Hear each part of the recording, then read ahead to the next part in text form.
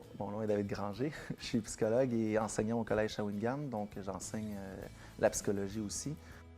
Pour ce qui est de ma formation là, académique, ça c'est tout un parcours, là. On s'attelle dans quelque chose d'atypique. J'ai commencé en sciences nature. Je pense que, comme la plupart des gens qui ne savent pas trop encore ce quoi faire, c'est un 2 ans qu'on s'achète, qu'on dira après ça, je vais pouvoir m'ouvrir toutes les portes à l'université. Après ça, je suis rentré à l'université parce que je n'avais pas la cotère tout à fait pour rentrer en médecine. Donc, je suis rentré à l'université en biologie médicale pour un peu améliorer mes notes, puis en même temps d'aller chercher toutes des notions connexes.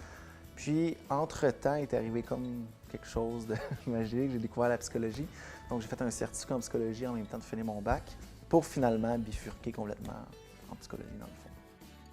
Tu sais, il y avait l'objectif d'aller en médecine, mais ça venait un peu de ce que j'avais entendu au secondaire, de dire « Ah, t'as des bonnes notes, tu vas faire un docteur. » Ma famille était comme avoir un docteur dans la famille, c'était comme une motivation de plus.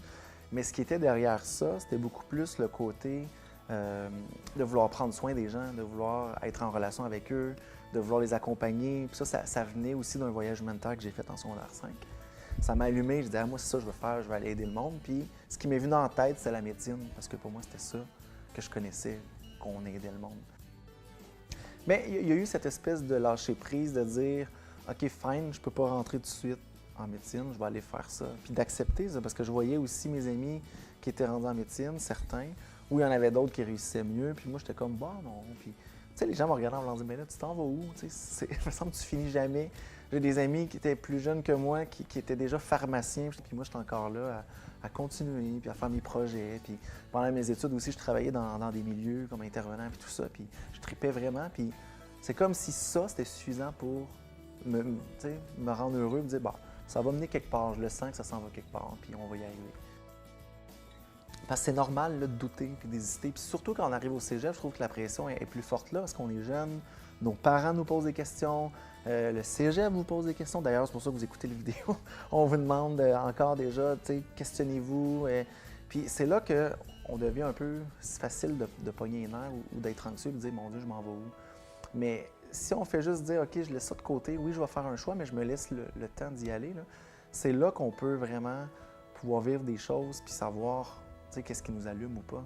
Il y a des gens qui sont anxieux ou qui veulent tout le temps toujours tout planifier, mais ils pourraient tout le temps continuer comme ça et ça ne va pas nécessairement changer ce doute-là au fond d'eux.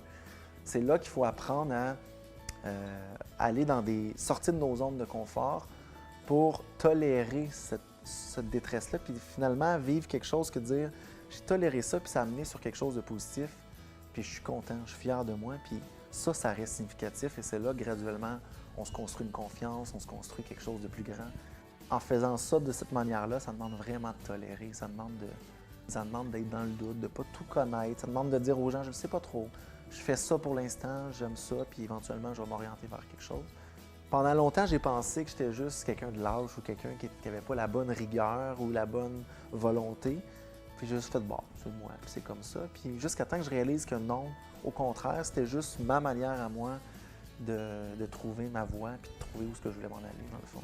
On gagne en confiance quand justement on a le courage d'aller dans quelque chose où on n'a pas le contrôle. Et c'est là que ça permet d'avoir une espèce de cheminement qui est riche, qui permet toutes sortes de choses. Tandis que si on balise trop puis on se fait trop un scénario idéal, bien, on se ferme l'esprit à toutes sortes de choses qui peuvent venir nous influencer ou des expériences qui pourraient venir nous faire vraiment triper puis qui serait dommage de se couper de ça. Puis c'est jamais perdu. Tout ce qu'on va chercher dans une expérience, ça nous suit. Là. Mon bagage en sciences nature ou en biologie médicale, je ne l'ai pas perdu parce que je suis en psycho. J'ai la rigueur scientifique, j'ai le désir de vouloir faire des choses qui ont une démarche, qui sont logiques, qui respectent une certaine rigueur. Ce qui peut être intéressant de faire, c'est juste de penser un peu justement à notre parcours. Dans votre parcours, à vous, qu'est-ce que vous avez eu comme expérience de marquante? Ça a été quoi les moments clés que vous avez fait? Là, j'ai vraiment trippé dans ce moment-là, où ça, c'est vrai, il y avait eu quelque chose. Puis si vous faites ça, je pense que ça va être vraiment l'outil qui va vous aider le plus à vous diriger vers ce que vous aimez. Tout en gardant aussi à l'esprit d'aller vous chercher toutes sortes de choses à l'extérieur du collège. Allez pas juste penser que c'est vos cours qui vont vous indiquer qu'est-ce que vous voulez, mais expérimentez puis posez-vous des questions. Puis si vous faites ça, je suis convaincu qu'il va y avoir des réponses qui vont monter, mais ça demande le courage de vous permettre que ces réponses-là montent. Et c'est un peu le défi qui vous attend dans le fond.